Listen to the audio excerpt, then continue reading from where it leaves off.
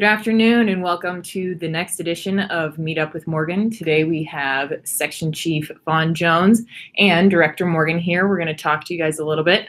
I'm going to turn it over to Director Morgan to start us off. Hey everybody, happy summer. Hard to believe that it's August and it's almost over, a couple weeks more and kids will be going back to school. Hard to believe. So for the first time in my life, I don't have kids going back to school this year other than college. So kind of interesting. So hey, one of the first things I want to bring up to everybody is I had a conversation with Kaylee before we started this, and she informed me that our ratings are low. So we're going to try to spice things up a little bit going forward. So if you guys have any ideas or thoughts on things that would be more value to you or worth your while, please let us know. I think we will try to incorporate some of the section chiefs in it a little bit more, so we get a little more of that interaction, so you can kind of see what's going on here at 690. So moving forward, some of the stuff we wanted to hit on, the Wildfire Matters Review Committee, of course, has been off and running already. They started early this year, the earliest I've ever seen them start. Our first meeting was on July 10th. We had an hour and a half to do a presentation for them. At that meeting, we gave an overview of each section within DFPC, kind of what our roles and responsibilities are, how we accomplish that with each section, and of course the support folks behind the scenes that are helping us get everything done. We also talked about the stakeholder processes we've been going through, the strategic planning processes, and all the meetings that we've been holding across the state, kind of how those new things are coming together. Of course, we've got some new money coming to us, and we'll talk about that a little bit more here in the future, but we talked to the Wildfire Matters Review Committee a little bit about that as well, kind of update. We also gave some updates on some of the challenges. As you'll recall, we brought up here last year in various testimony with the challenges that we see and we've identified in the fire programs in Colorado. We updated them on some brief updates on possible solutions. Going forward, actually this Wednesday, they're having another meeting. Ben Miller will be at that, presenting on behalf of the Center of Excellence and the programs that they're doing. Then on August 21st, we will be back in front of them again. At that particular meeting, we'll have a lot more conversations about potential solutions to the challenges we've identified, the playbook, all of those things that, of course, you all have been a part of. So that's kind of where that's all headed. From there, also just kind of a note of reference for folks if you're getting asked questions by your local fire departments and local governments. Also on August 21st, there is a Gallagher interim committee meeting. We will be speaking to that committee as well. Our focus in that we won't be in front of them for too terribly long, but we just want to make sure that they understand that, that the cavalry is the local government. I think there's a perception out there that when fires go big and when we have big emergencies locally, that the state comes in, that the Fed come in, and that there's some cavalry that shows up with that. When in reality, it's a mobilization of local resources to help do that, and that's the state and feds, of course, come in with some resources, some coordination, which is again part of the playbook and things we think we can do a little better job on. But we don't have this huge response capacity. Aviation, of course, and the coordination pieces, hand crews, those types of things. But anyway, we'll be talking to the interim committee on Gallagher about that a little bit on the 21st. From there, also on the 21st, that will be when the various committees are coming up with potential legislative solutions, some ideas of any legislative fixes they may want to implement. And then the next meeting is October 2nd. When they will be talking about actually voting on if they want to have any bills come out of the committee to move forward with some solutions. So with that, of course, hit a little bit on some of the new money, which is some of the questions that Kaylee'd been getting fielded.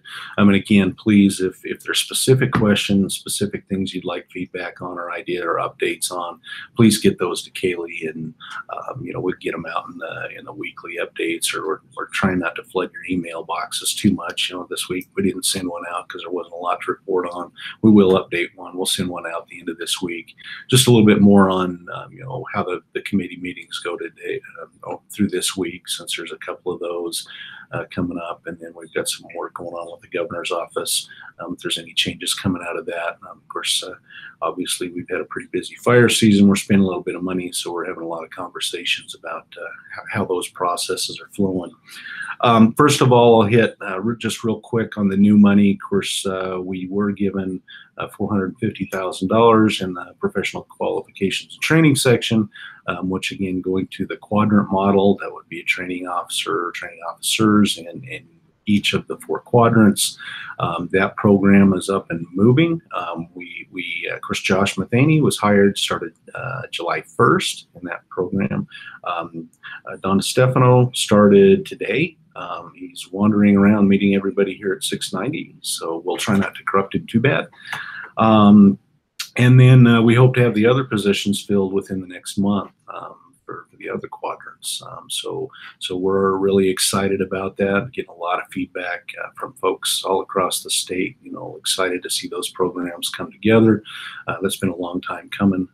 So we're pretty excited about that. The next one, of course, the one we're getting most of the questions on is what are we doing with the wildland fire management section? And to refresh everybody's memory, Representative Carver decided there was some extra money they'd come up with. She proposed, and it was supported, that an additional $3 million be given to us, the Division of Fire Prevention and Control, for mitigation activities. So we've had a lot of conversations about that, and I think no matter what you do, you can't please everybody. And the reality of it is we have some good ideas, and we're trying to implement those with a focus on the mitigation that came along with the money, so we can really show that we're doing what their expectations are. With that said, we also recognize that it's to bolster our ability to provide all of our services across the state, which means suppression. It means supporting the other sections that are doing good work, and so we're having a lot of conversations, I'm sure you're all familiar with, about supporting each other whenever we can. So those are always parts of the conversation. But with that, without further ado, I'll send it over to Vaughn Jones. He can give me an update from his perspective on where he's. Thanks, Mike. Good afternoon, everybody. In spite of wanting to increase the ratings, I'm going to go ahead and talk today anyway to you a little bit. So what I want to do here is just give you a real quick overview of what Mike was talking about as far as what we'll be doing in the wildland section with the new money.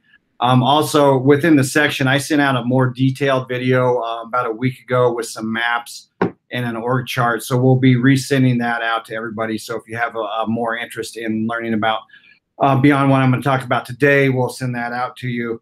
And really, with, like Mike said, the new money really ties in well with what we've been doing from a strategic planning standpoint. And there's kind of 3 key things that we were looking at doing with this new funding. One, as you know, we're currently set up operationally with the east and west areas with Steve and Paul managing those, and we're going to move to the quadrant model, like Mike said. We think it really gives us a little bit better structure, capacity to do more in the future, and kind of cuts down on some of the span of control issues that Steve and Paul would have with these additional resources. So we'll be hiring 2 new basically area FMO positions coming up later this fall.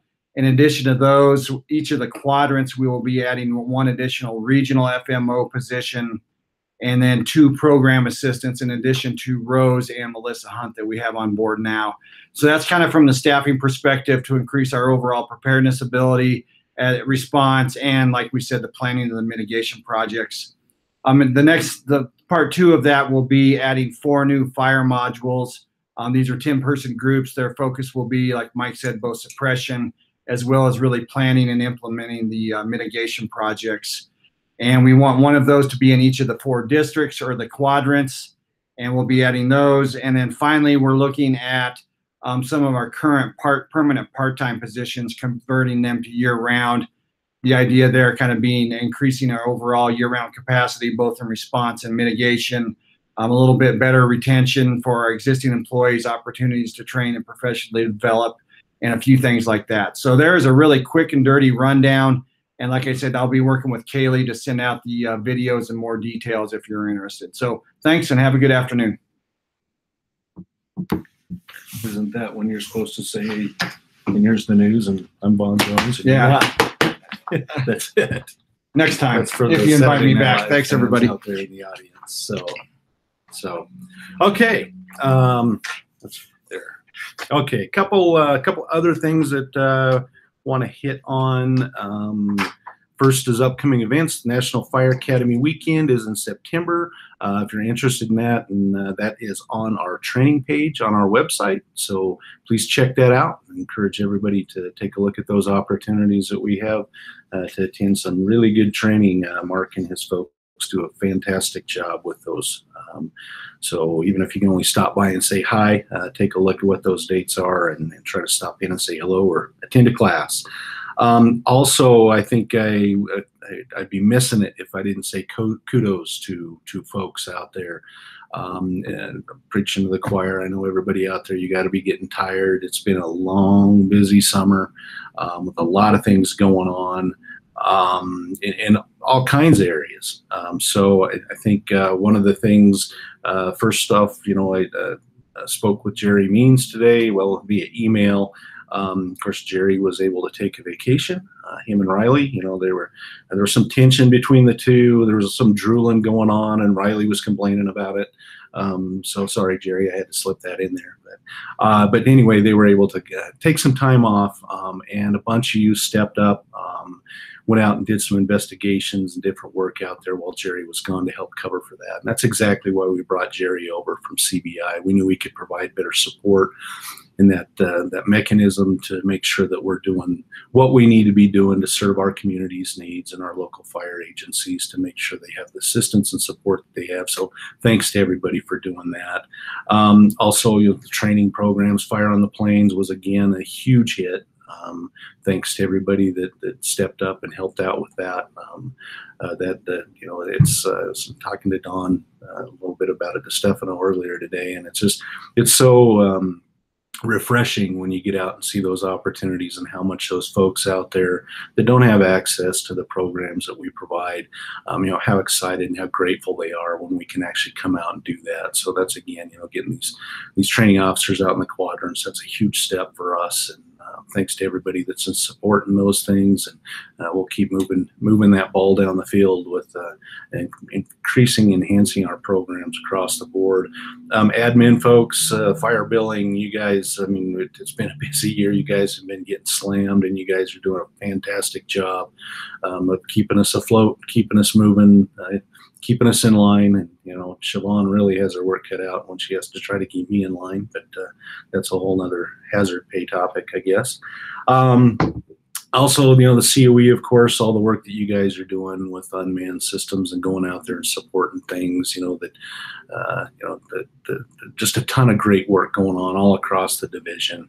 And then, of course, what's creating a ton of our workload and the extra work for everybody is the wildland section. And I think I'll probably get this wrong because I can't even keep up with it, but I think we're at either 17 or 18 state responsibility fires so far this year. I think we're upwards around $38 million in state costs for fires. I'm preaching to the choir for those of you that, of course, most of you probably still have an assignment and can't watch this. So, but just everybody stepping up, the statistics and the numbers that are coming in are just incredible. We responded over 130 wildfires. This is just June and July. So over 130 wildfires that we responded to. Now, keep in mind, of course, some of those, like the Spring Creek fire lasted the entire month of June. So, that's counted as one incident. But 130 responses, 130 wildfires we responded to. We provided over 14,000 man hours in those 2 months, which is just unbelievable. That's a lot of work, a lot of time, a lot of hard work. Our multi-mission aircraft program has been stellar. Flown over 200 missions. in June and July. I mean, those things were cranking every day. So Bruce and your folks, thanks for a fantastic job. You guys are doing bang up work. 11 new fires detected that nobody knew about. And we know with fire conditions, especially the Northwest is still awful dry, but where the rest of the state was, particularly the southern half of the state, finding those fires before they get big, I mean, that's saving millions of dollars. So kudos to everybody for all of that. Our helicopters flew over 100 missions and had dumped over 350,000 gallons of water. So just stellar work out there by you guys as well, and kudos for all of that. Single engine air tanker programs, 14,000 gallons of enhancer was dropped, and over 100,000 gallons of retardant dropped out of the single engine air tankers. So Montrose Helitack, above and beyond the search and rescue mission in July in Black Canyon.